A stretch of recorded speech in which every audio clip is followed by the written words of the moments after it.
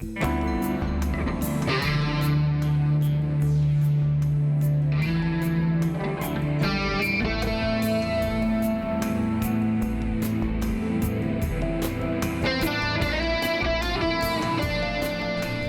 and welcome.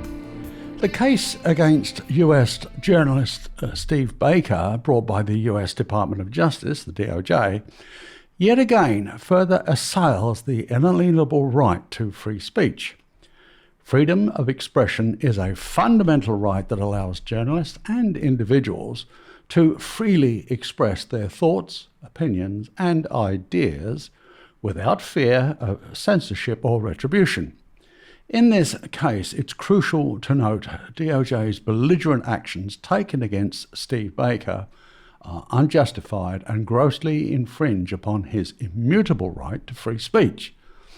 Steve Baker is a prominent journalist known for his forthright reporting style that gained a significant following after exposing globalism's evil machinations. Examining the evidence presented and evaluating whether it meets the legal standards required to limit someone's freedom of expression exposes an exceedingly weak and vexatious case whose broader implications directly impact all news reporting. Authentic news dissemination is vital in informing the public and holding those in power accountable. Any attempt to suppress the ability to report freely has far-reaching consequences for democracy everywhere, although globalism's jackboot has long since extinguished any semblance of a free and open society.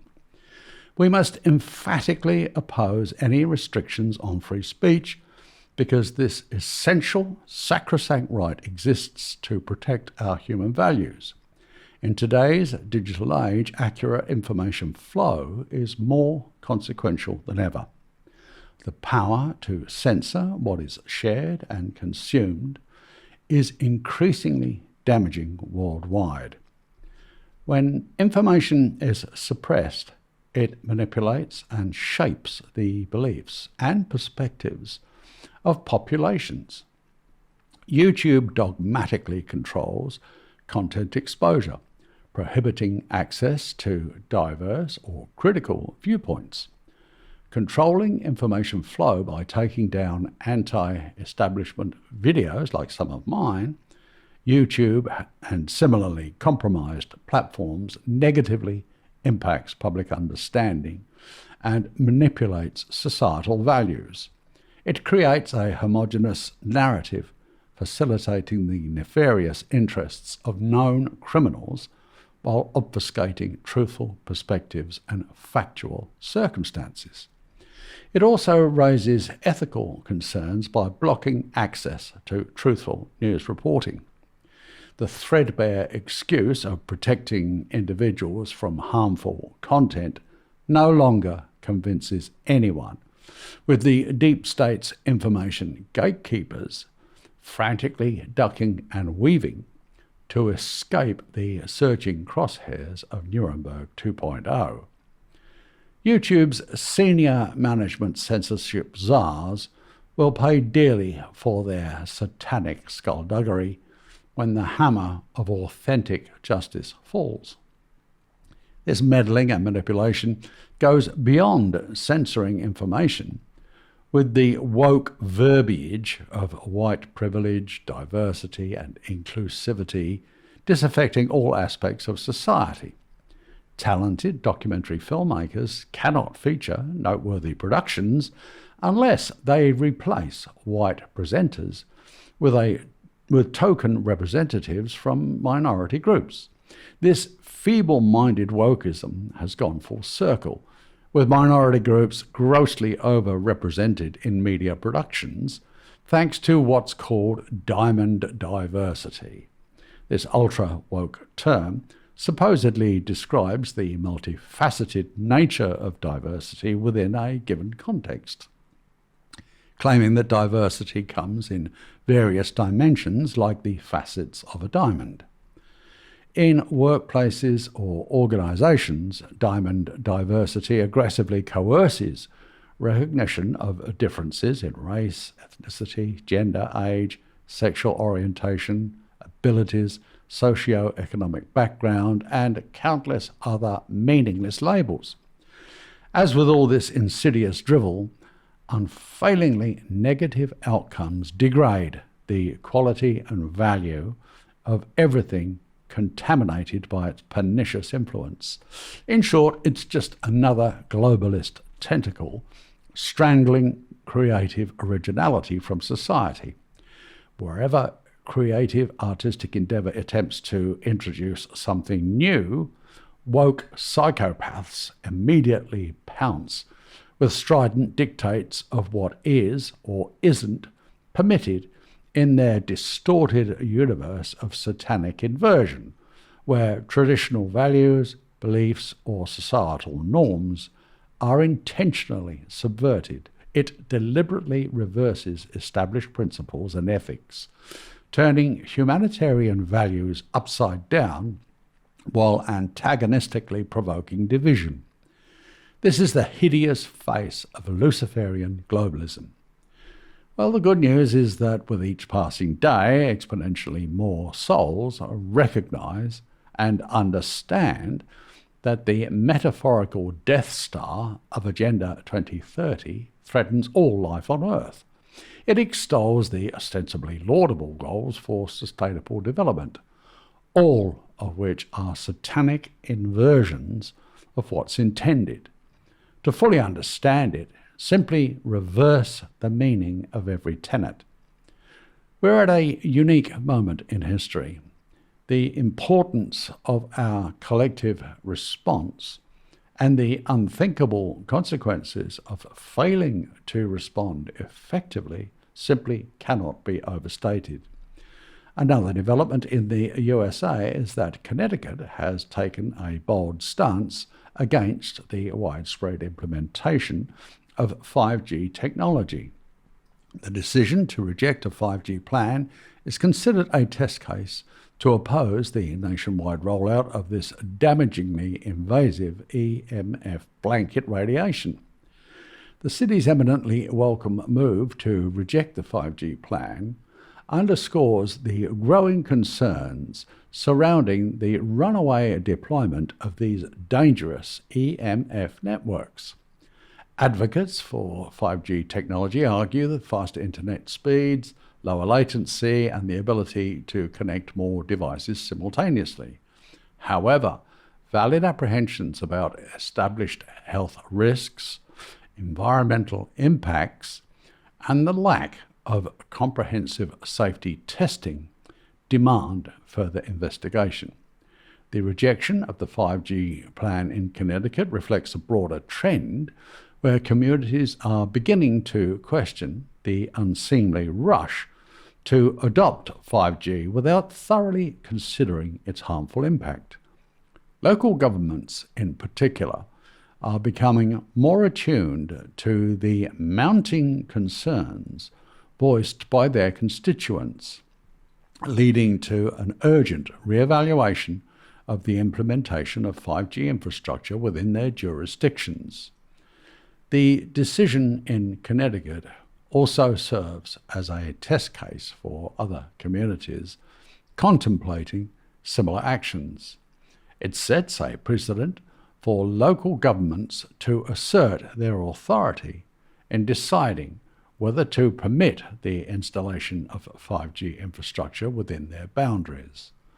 This could trigger a worldwide domino effect, prompting other cities and towns to carefully assess the harmful effects of 5G technology on their communities.